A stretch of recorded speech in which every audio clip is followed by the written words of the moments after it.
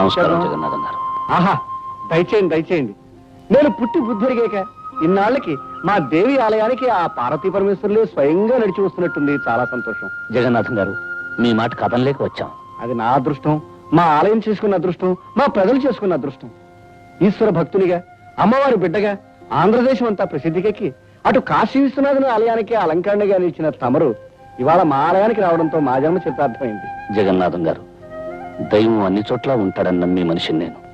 అయితే దైవాన్ని నమ్మి మనుషులు కొన్ని చోట్లే ఉంటారు. శిథిలమైన ఈ అమ్మవారి ఆలయాన్ని వేలకు వేల ఖర్చుతో పునరుద్ధరించిన మీరు, మీ గ్రామ ప్రజలు దైవభక్తులని అర్థమైంది.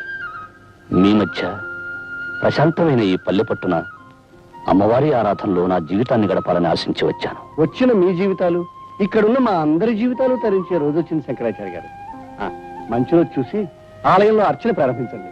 అలాగే. నమస్కారం.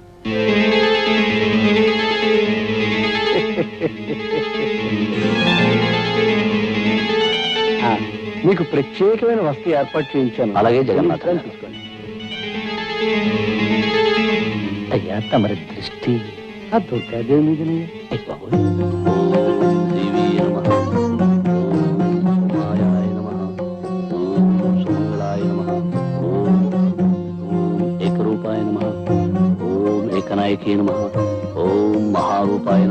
ఆ మధ్య గోదావరి పుష్కరాల నాడు రాజమండ్రిలో ఆచార్య గారి అభిషేకం చేయిస్తుంటే కళ్ళారా చూశాను. ఏం శోభ, ఏం తేజస్సు, ఎంత ఆకర్షణ. అప్పటి నుంచి నా మనసు వారి మీదే లగ్నమై ఉంది. ఏనాటికైనా వారిని మన ఊరు తీసుకురావాలనుకున్నాను, తీసుకొచ్చాను. తమ చూపు పడితే వదలరుగా. నిజంగా మన ఊరికి తమరు మహోపకారం చేశారండి. అప్పుడే ఎక్కడ, ఇంకా చాలా చేయదలుచుకున్నారు ఆయన. ఒక్కొక్కరికి ప్రత్యేకంగా చేస్తారు, చూస్తూ ఉండండి. పంతులు, మరీ ఎక్కువగా పొగిడేకయ్యా.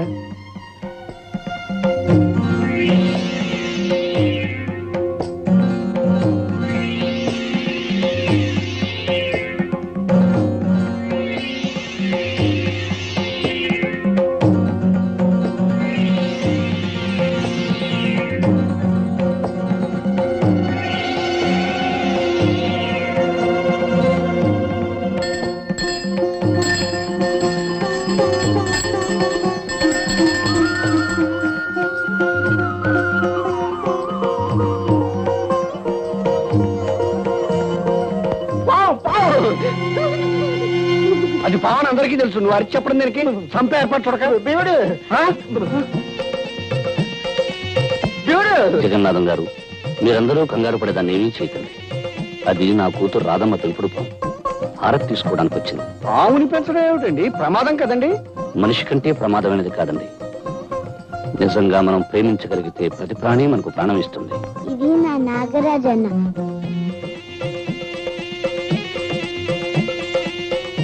అందరూ దండం పెట్టండి. పెడతాం తల్లి, పెడతాం. కానీ పావును దూరంగా పెట్టు. రేపు పంతులు ముందు అన్నం పెట్టవయ్యా.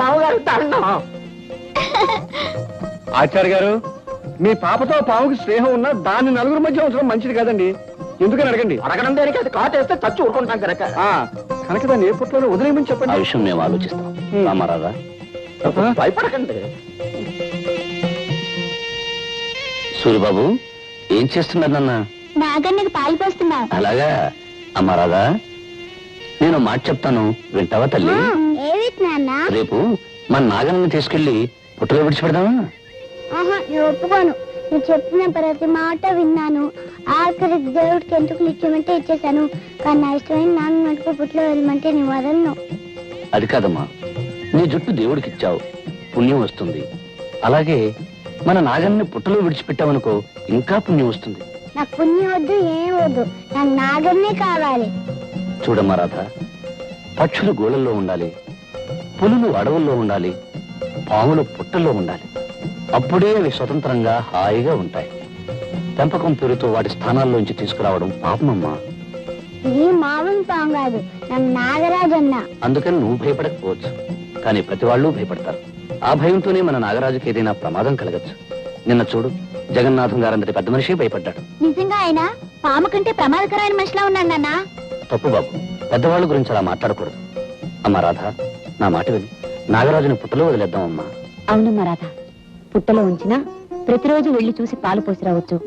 పైగా రేపు నాగపంచమి అంటే నాగరాజు పండగ అన్నమాట.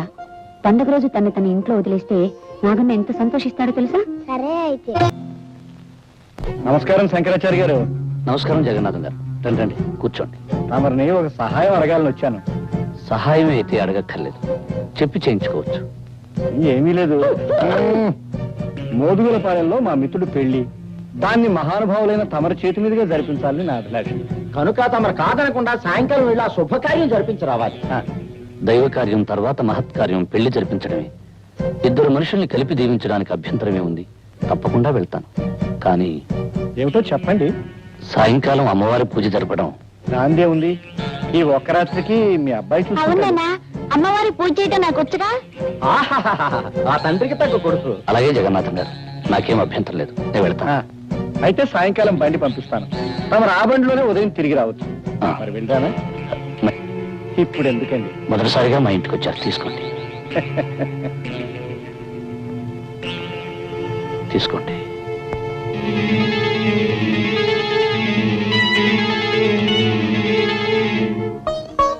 నాగరాజన్న, నాగరాజన్న, నాగరాజన్న, నేను ఎప్పుడూ ఒంటరిగా వదలలేదు. నువ్వు పుట్ల నుంచి బయటకు వస్తే ఎవరైనా ఏమైనా చేయొచ్చు. కనుక నీ పిలిచినప్పుడు తప్ప నువ్వు బయటికి రాకూడదు. సరేనా? ఒట్టే.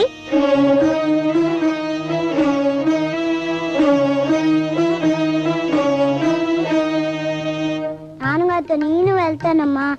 నేను వెళ్తానమ్మా. నా బంగారు కదూ, చెప్పిన మాట వినాలి. అసలే ఆ ప్రయాణం రాత్రిపూట, నువ్వు నిద్ర కాగలేవమ్మా. అది కాదమ్మా, నేను వెళ్తానమ్మా. పోనీ అది అంతగా అడుగుతుంది, తీసుకెళ్తాను దుర్గా. అది కాదండి, మళ్ళీ మీకు లేనిపోయిన శ్రమ. శ్రమ ఏముంది? బండిలో వెళ్ళి బండిలో రావడమే. చలాయ్ చలాయ్, దారిలో అల్లరి చేసి నాన్నగారిని విసిగించుకో. విసిగించదు కానీ నువ్వు అమ్మని మాత్రం విసిగించుకే. రమ్మ రాధా. బాబు సూరి, చీకటి పడ్డాక గుళ్ళో పూజ చేయడం మర్చిపోకు. అలాగే నాన్నగారు.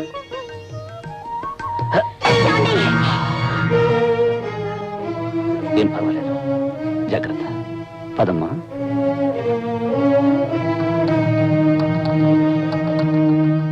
ఓం జగన్మాతాయ నమః. ఓం కాళియాయ నమః. ఓం కర్మశీలాయ నమః.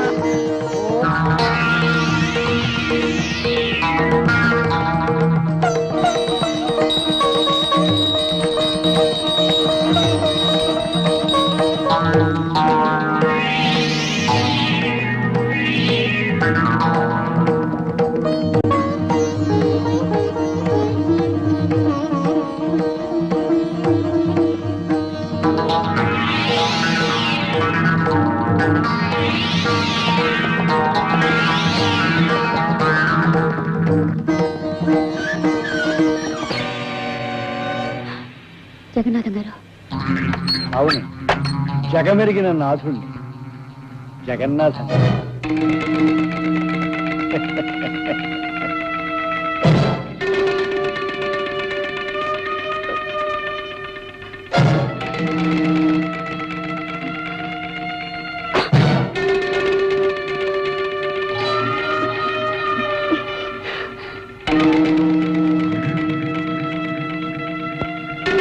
ఏమిటిది?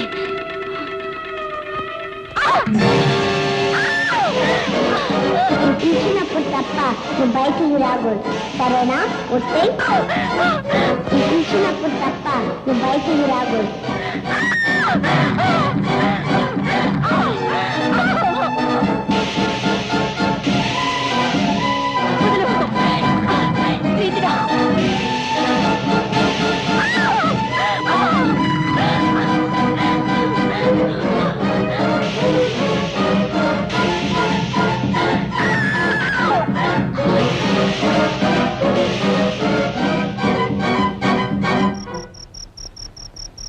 అమ్మా, అమ్మా, అమ్మా.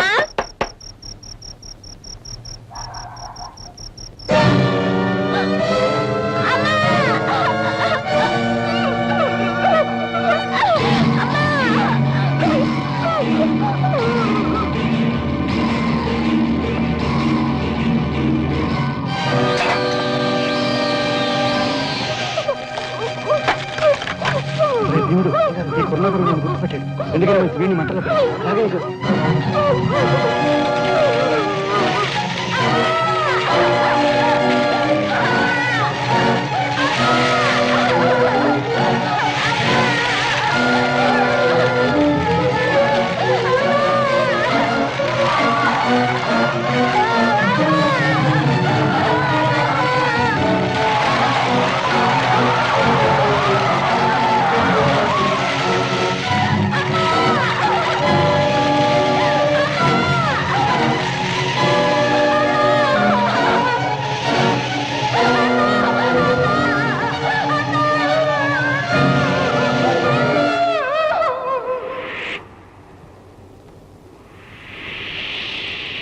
నాన్న నాన్న బాబు ఈ నాన్న మీద కోపంతో రావేమో మీ అనుకున్నా నీడను పెరిగిన వాడిని మీ మీద కోపం ఎందుకు తెచ్చుకుంటాను నాన్న? అది కాదు బాబు, ఆయనన్న మాటలకు నువ్వు మనసు కష్టపెట్టుకొని అదేమిటమ్మా, ప్రేమతో ప్రాణంలా పెంచుకున్న మీకు కాకపోతే నన్ను మాటలనే అధికారం ఎవరికుంటుంది? అదేమిటి బాబు, పెంచుకున్నా పెరిగినా అంటున్నావు? నేనన్న మాటలు చెప్పిన విషయం నిజమేనా అనుకుంటున్నావా? లేదు బాబు, నిన్ను దారిలో పెట్టాలని ఆవేశంలో నువ్వు మా కొడుకువి కాదు అన్నాను, అంతేగాని ఎందుకు నాన్న నన్ను ఓదార్చాలని ప్రయత్నం చేస్తావు? పాలు తెలుపు కాకి నలుపు అనేవి ఎంత నిజమో, నేను మీ కొడుకును కాదు అనేది అంత ఖచ్చితమైన నిజం. బాబు అవునమ్మా, చాలాసార్లు నాకు నిద్దట్లో అర్థం లేని కళ్ళలా కనిపించే దృశ్యాలకి అర్థం తెలిసింది.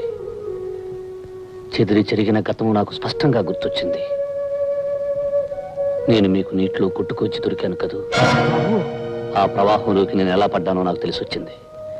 దానితో నా కర్తవ్యం ఏమిటో కూడా నాకు ఇప్పుడు తెలిసింది. ఏమిటి బాబు, ఏమిటి నువ్వు అనేది? నాకు జన్మనిచ్చిన తల్లి చనిపోయి ఉండొచ్చు, కానీ నా తండ్రి నా చెల్లెలు బ్రతికి ఉంటారు. వాళ్ళు కలుసుకుని తీరాలి. అంటే మమ్మల్ని వదిలి వెళ్ళిపోతావా? ఈ లోకంలో ఎవరు ఎవరితో శాశ్వతంగా ఉంటారు. జన్మ ఇచ్చిన కన్నవాళ్ళని వదిలి కట్టుకున్న వాడితో కలిసి వెళ్ళిపోతుంది ఆడపిల్ల. 9 నెలలు మోసి కని పెంచిన తల్లిని వదిలి తన దారిని తన భార్యతో వెళ్ళిపోతాడు మగపిల్లవాడు.